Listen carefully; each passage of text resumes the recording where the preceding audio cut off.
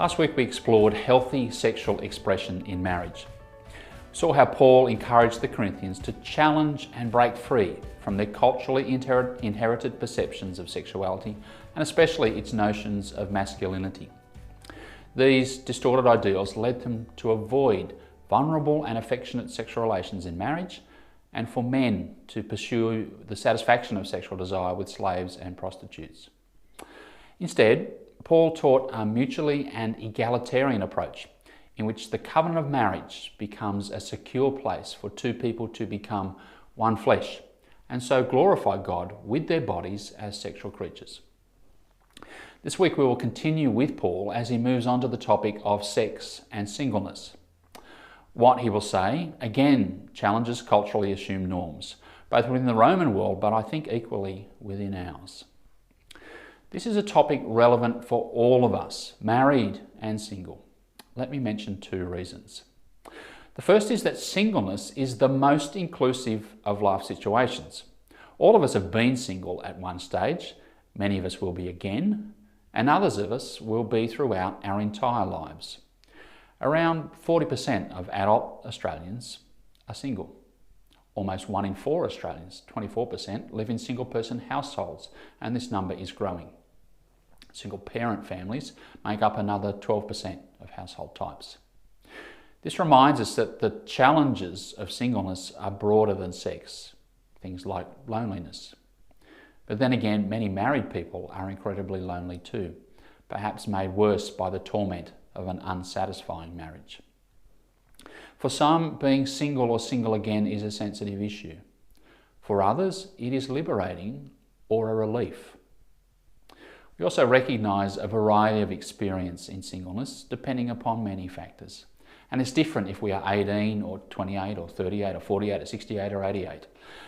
Today I want us to focus on singleness, not from the perspective of someone thinking it's a brief stage through which they hope to pass, but as an extended circumstance.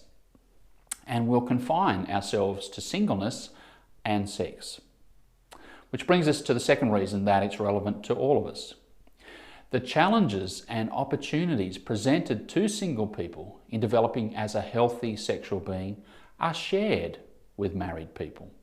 After all, married people relate to everyone else in the world, with the one exception of their spouse, in the same way that single people do. So the same attitudes, behaviours and character formation is equally a project for them, and it shares the same dynamics. As we start, it's essential we recognise a key reality. Being single does not mean you aren't a sexual being. Stanley Grantz, in his book Sexual Ethics, writes something obvious yet foundational, which we often forget, saying, single persons, like all persons, are always sexual beings. Sex and sexuality are physical and psychological aspects of the body. So as bodily creatures, our sexuality permeates more than just those moments of intercourse or genital activity. Sexuality shapes us as people. It's part of our sensuousness or enjoyment of sensory beauty. It's expressed in who we are, how we live as ourselves in the world, and how we enjoy things. It's developed especially in the drive to bond with others. Celibacy does not mean you cease to be sexual. Nor does marriage make you sexually mature and healthy. For example, if you are lustful when single, then you will be lustful if married. If we don't learn to relate well to others we find sexually attractive when we are single, then marriage is not going to cure the problem, and it will continue to distort our friendships and other relationships. Therefore, growing into healthy sexual maturity is a project for everyone. We'll start now with the experience of one person who is a model for us, which is what Paul does in the next part of his letter. After encouraging those in the Corinthian church who are married to give themselves body and soul to their spouse in sexual expression and not to hold back or use spiritual excuses for depriving each other, except for brief mutually agreed times, Paul continues in verses 7 to 9. I wish that all of you were as I am. But each of you has your own gift from God. One has this gift, another has that. Now to the unmarried and the widows, I say, it is good for them to stay unmarried, as I do. But if they cannot control themselves, they should marry, for it is better to marry than to burn with passion. There are some remarkable things to consider here. Let's start with Paul himself. He is clearly single, as he writes, but was Paul ever married? Paul was living and writing at a time when remaining unmarried, particularly for women, was next to scandalous. The dominant cultural assumption was that an unmarried adult, particularly a woman, was a social and moral disaster waiting to happen. Jewish men devoted to the study of Torah in Pharisaic or rabbinic circles were almost invariably married, and members of the Sanhedrin had to be. So it's quite probable that Paul the rabbi would have been married at an earlier point in his life, although it is possible he was an unusual case and had never married. N.T. Wright's guess is that perhaps Paul had been betrothed early on, but when he had come back to Tarsus after his time in the wilderness of Arabia, it was decided either by him or by the betrothed's family that the marriage would not go ahead. There are other options. He may have been married, but his wife had died early, as many did in those times. There's a possible clue that this is the case in verse 8, which we'll get to in a moment. Another option is that he may have been married and his wife had decided to break off the marriage when she realised how serious he was with all this Jesus stuff, which is the circumstance he raises in the letter in the next verses when he discusses divorce and remarriage. So we don't really know Paul's circumstances, although the Corinthians would have. What is very clear is that Paul had decided that for his particular vocation, it was now better not to be married, and that he had come to peace with this and was able to control his natural sexual desires without them overwhelming him. But impressively and significantly, he didn't insist upon this for other apostles or those others who travelled with him in his ministry. Most of the early Christian teachers who moved about the ancient world were married, and husband and wife accompanied one another on their journeys. It seems only Paul and Barnabas were single, as he says in 1 Corinthians 9:6, which is how we should understand Paul when he speaks about his wish. Paul saw obvious benefits in his singleness for his vocation, and he doesn't hide his personal preferences, but he does not take up that side and say everyone must be the same. He really was a great pastor and leader. He won't even let those in Corinth who might misuse aspects of his life as an example mandated for everyone else to follow. His wishing for them is a personal feeling and not a moral desire. I might wish that everyone loved camping, but I'm not saying that everyone should rush out and buy a tent, and in fact I'm glad in some ways that they don't. Rather, Paul sees advantages in singleness for anyone who prioritises living for Christ. He'll spell these out in greater detail from verses 25 onwards, when he gives guidance to those who are single and considering whether or not they should marry. We'll leave what he says until we get to those verses, but you can read ahead about those factors if you want. But in those verses and these ones, his conclusion is clear. You decide what is best for you in your situation. You are free to choose. Jesus says a similar thing about people's response to being single in Matthew 19:11. He says it must fit with them as an individual. It can't be forced, but it can be embraced by choice. Even though, as Jesus recognises, many are not given the opportunity to choose from a full range of options. So to be clear, Paul is not advocating celibacy as a way of avoiding sex, which would totally contradict the attitudes he advocates in the immediately preceding verses. Nor is he saying you are a second-class Christian if you marry and not up to his standard. Rather, he sees advantages in being single in allowing you to live in mission and ministry for the kingdom. What then of the idea of there being a gift of singleness? Is singleness the gift nobody wants? C. Peter Wagner defines things this way.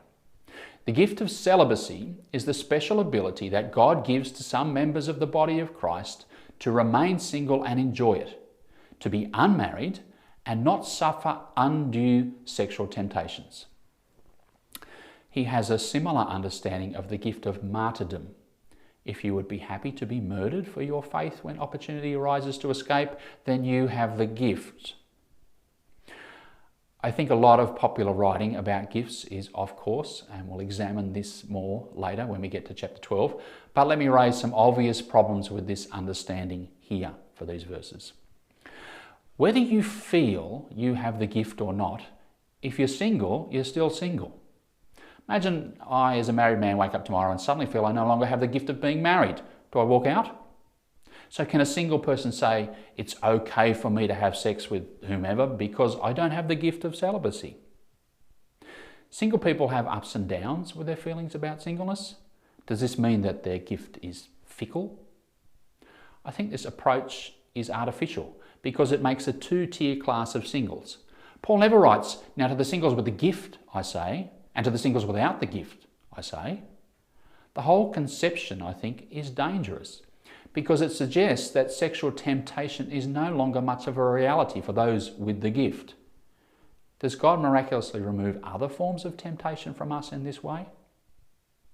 The whole attitude is insulting because it says that if you are single, you have an abnormal existence that requires a spiritual gift to cope. And I think it's destructive to your relationship with God. Such a corrupt theological understanding would rightly lead you to blame God for your singleness. Why did you give me this gift? I didn't want it. Nor should we correlate and identify spiritual gifts by the presence of continual contentment. Our church says I have a gift at preaching and so calls upon me to do it, but there are many weeks I agonise in doing it and would much prefer to do something more pleasant and less stressful than composing a sermon. The gift here Paul refers to is simply the circumstances God has given you at present. In the same way in Romans 6:23, Paul says eternal life is a gift. You either have it or you don't, but God gives it. So everyone at some time has the gift of singleness. Some get married and have the gift of marriage, then later return to the gift of singleness after their marriage ends. Paul is saying that he wishes everyone had the same circumstances as him, singleness. But whatever the circumstance someone is in, the common task is to work out how best to serve God in that situation. So each of us needs to think about ourselves and ask, in what ways do my circumstances enable me to serve God well, and how can I make the most of them, whether that's as a single person or a married person or a widowed person or a separated person or a divorced person. Christians are called to contentment in whatever status of life they have. This is not giftedness, but maturity. Contentment in singleness does not necessarily mean that you give up the desire to marry, but if you are single, then live as a Christian in that state now. And if you are married, then live as a Christian in that state now. Which brings us to the particular people Paul has in mind, because there's some debate here. There's an argument in verse 8 over whether he means unmarried men and widows or widowers and widows. The word translated by the NIV as unmarried is a broad term, and it can apply to any unmarried person, but Paul might have in mind a particular subgroup, those men who have been bereaved. Now, there are good cases to be made either way in how we understand this, and most say it refers more generally to anyone who's unmarried. But I think with someone like Kenneth Bailey and Gordon Fee, I'm inclined to think, no, it's formerly married men. I'm of this view because, and I might be wrong, Paul otherwise is repeating himself in what he said in verse 2, where he advised those who were single and who want to should marry. And in a moment, he'll return in a more focused way to advising young virgins who have never married in verse 25 onwards. So if it is the people who were once married men, but not now, Paul is telling us he is a widower. But even if it just means unmarried men and not widowers, it seems the ones that are in mind are suitors for the widows, in which case all the people here are more mature, not the young 12-year-olds, which was the marriageable age for a girl in Roman culture. Roman widows were expected to remarry within a year of their bereavement. Emperor Augustus even put penalties into law for those who refused to do so. Paul is taking the pressure off. But please note, when he says it is good for them not to marry, he's not implying thereby that it's bad if they do. We might say it's good if you become a teacher, but it does not mean it's bad if you become a nurse. Notice how realistic Paul is in his teaching. He clearly recognises the extraordinary power of sexual longings and temptation, and does not presume that we can easily control this by a simple act of the willpower. And notice how he treats the sex drive equally for men and women. He acknowledges widows will still have a strong sex drive, especially as was the case in the ancient world where many were widowed quite young. What then about burning? The verse reads literally, to burn, and some commentators have wanted to say that this is burning in the fires of hell. But burning was a widespread metaphor for the forces of erotic passion in both Jewish and pagan sources, and I think the context clearly shows it's about erotic passions people experience. Burning with passion has in mind the heat of sexual desire. As a bit of an aside, the ancient Roman medical texts show a very interesting understanding of sex and why it was that many taught it should be restrained, because it weakened the body. They thought of sperm production as a foam created in both men and women by friction as the body's fluid becomes hot and foams, and the part ejaculated was simply some that was lost and so weakened the body, thereby losing its power. So even though the words with passion are not in the original Greek text, I think it is a helpful addition in our English versions. But in verse 9, the word cannot is not in the Greek, and it is misleading. Rather, it is if they are not controlling themselves. That means in this context that they are visiting prostitutes and using slaves because they are already consumed by passion. When he writes of them burning with passion, Paul's concern is not the desire itself, but that they might be lured into illicit sexual activity by that desire if they're simultaneously refusing to get married as some spiritual and cultural ideal. So Paul is not so much saying, if you can't control yourself, then get married, but rather, if you are having inappropriate and immoral sexual relationships already, it is better you get married and do it rightly by having sex with your spouse. It says exactly the same thing in 1 Timothy 5:11-14 about those put on a list of widows who decide to become full-time church workers and who will be supported by the church. He says, as for younger widows, do not put them on such a list, for when their sensual desires overcome their dedication to Christ, they want to marry. Thus, they bring judgment on themselves because they have broken their first pledge to be church workers. So I counsel younger widows to marry, to have children, to manage their homes, and to give the enemy no opportunity for slander. Some have, in fact, already turned away to follow Satan. The question is, what best controls the fire?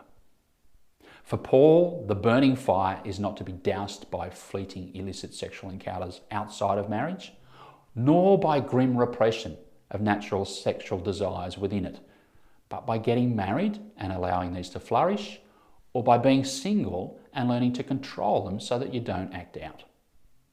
Paul wants to tell everyone that they need to learn how to control their bodily passions, which applies to marrieds and singles. Remember, temptation is not sin. Lust is. We must be the opposite of Oscar Wilde, who said, "I can resist everything except temptation." Dealing with temptation is the school we all need to attend regularly for growing in virtue and character. If we don't step into challenging places, it means that other more difficult places always remain off limits, and so we are useless to meet others there.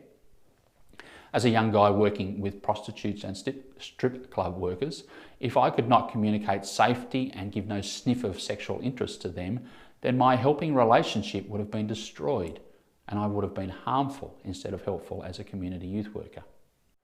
Paul is our example here, but he lived in all things in imitation of Jesus and felt free to go almost anywhere and talk with anyone. Jesus is our greatest example of healthy sexuality, and remember, it's the example of a single celibate man, not a married one. If we believe in an orthodox Christology that Jesus was fully and truly human, and that he was tempted in every way as we are, and yet without sin, then he must also have experienced sexual attraction and desire, but did not let it turn into lust. He was certainly not afraid, despite the scandal his behaviour represented in his culture, to be alone with women, to talk with them, to ask them for things, to eat with them, to touch them, to hug them, to weep with them, to let them touch him, even in intimate and erotic ways. The issue for all Christians is not so much virginity or marriage, but rather chastity. Virtues are growing into a natural and instinctive way of being in which we become comfortable living a good life. They're not about holding up some external standard or scale where you can tick a box about certain behaviours done or avoided. It is chastity that is the virtue or spiritual discipline we pursue, rather than some take it or lose it state like virginity. This is important for single people because it highlights the limitation of debates about how far they should go in intimacy with others who are not yet their spouse. For example, in this week of presidential elections, we might recall the Bill Clinton issue about whether oral sex or mutual masturbation is sex or not. Well, of course it is, because sex is not just a penis and vagina in one arrangement.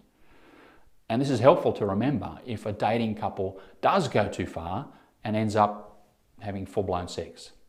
They can easily feel that, well, the whole game's over and they've lost their status as a virgin. It's unhelpful to make virginity a thing you either have or not, a one-off commodity you give away or win in a conquest like a trophy or being someone's first time. Sexual chastity and fidelity are not about some temporary state or isolated failure, but a pattern of virtuous habits and settled dispositions in the ways that we behave to live well, not a once-off have-it-or-lose-it approach, pass-fail sort of thing. Because if you cross that line, well, then you're forever tarnished. We don't treat any other sinful behaviour like that.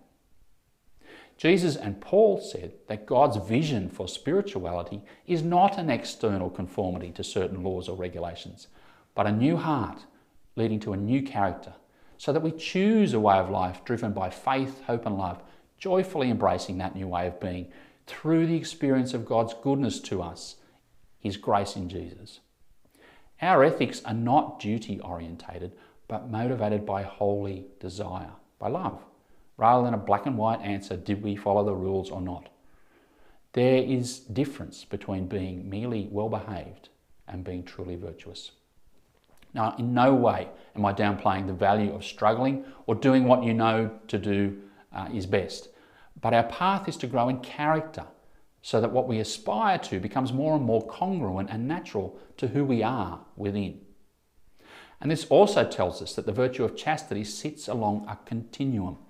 Even an unsuccessful struggle can be a sign of relative health, so that when we fail, we still have those pangs of guilt and disappointment, the regret that continues us to turn towards something better.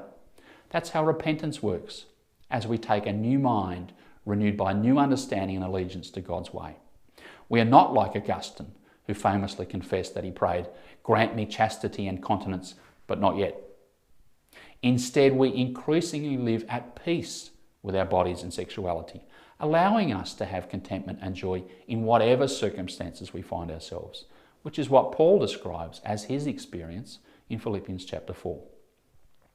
By contrast, a person might have almost no interpersonal sexual contact with others because the opportunity is not presented to them, and yet be in convulsions of lust, tortured and distressed by their desires burning within them.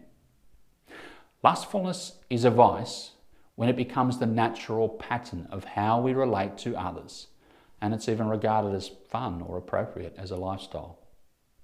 The lustful become blind to the way they objectify others and pursue people to use for themselves as an act of power or manipulation or exploitative strategies enable them. So to finish, whilst not denying the unique challenges of singleness, let us consider what we share in common, thinking of just a few aspects which comprise a positive sexuality for singles and marrieds. We can find intimacy in a range of relationships, rather than being focused only on one partner. Healthy people allow sexual attraction and energy to permeate other relationships without leading to sexual activity. That's including with people that we find attractive.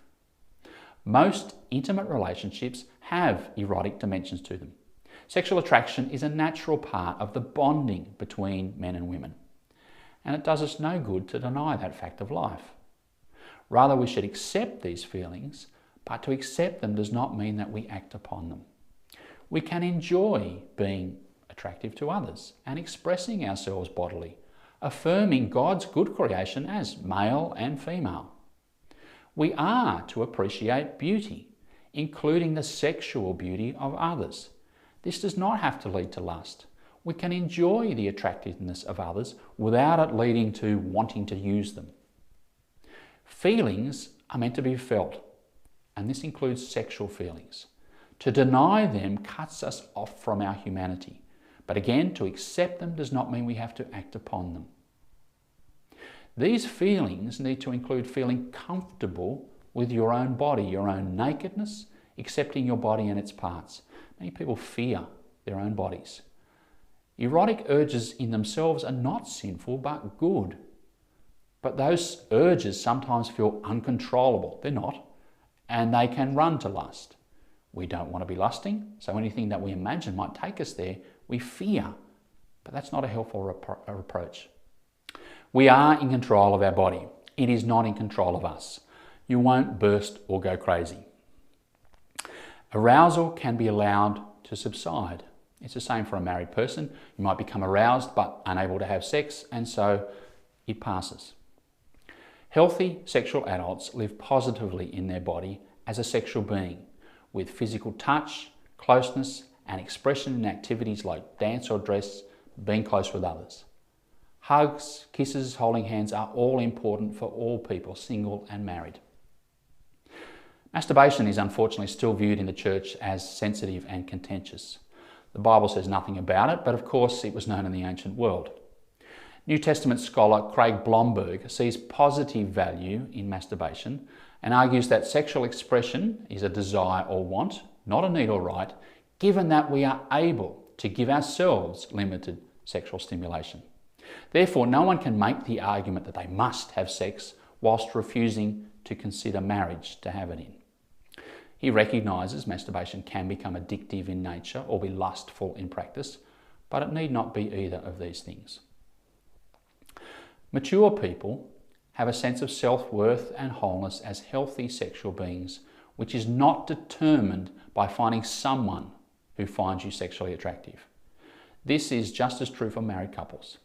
Single people can have a head start in developing this understanding because instead of believing that one other person can meet all their needs for affirmation, their self-esteem is generated internally. They say to themselves, I can make this journey alone with God because He is in many senses my greatest lover, just as many Christian mystics from previous centuries described. You can see it in the works like those of Teresa of Avila or St. John of the Cross or St. Catherine of Siena. Which all brings us to eschatology, theology, which lies underneath all of Paul's ethical teaching here, but sadly which must await another day to unpack. But Paul's affirmation of healthy sexual persons living either in good marriages or good singleness points ahead to our final destiny, and itself is a demonstration to the world of the gospel that the eternal and future kingdom has broken into the present and can now be seen, if only dimly in a mirror, in the community of the church. In the wonderful words of the great Oliver O'Donovan, humanity in the presence of God will know a community in which the fidelity of love which marriage makes possible will be extended beyond the limits of marriage. To this eschatological hope, the New Testament church bore witness by fostering the social conditions which could support a vocation to the single life. It conceived of marriage and singleness as alternative vocations, each a worthy form of life, the two together comprising the whole Christian witness to the nature of affectionate community. The one declared that God had vindicated the order of creation. The other pointed beyond it to its eschatological transformation. For both single and married people, this brings about a great change for us now in our identity, loyalty, and lifestyle. This is why Paul sees sexuality as part of the life of discipleship. If we are not giving attention to our own sexuality, we are neglecting an important part of our relationship with Jesus, our maturity and health as individual persons, and there is a great blind spot in our relationships with other people. And so, as church communities who are committed to living well together, we need to talk more about living as sexual beings in our expanded family. To finish where I started last week, quoting Salt and Pepper, let's talk about sex.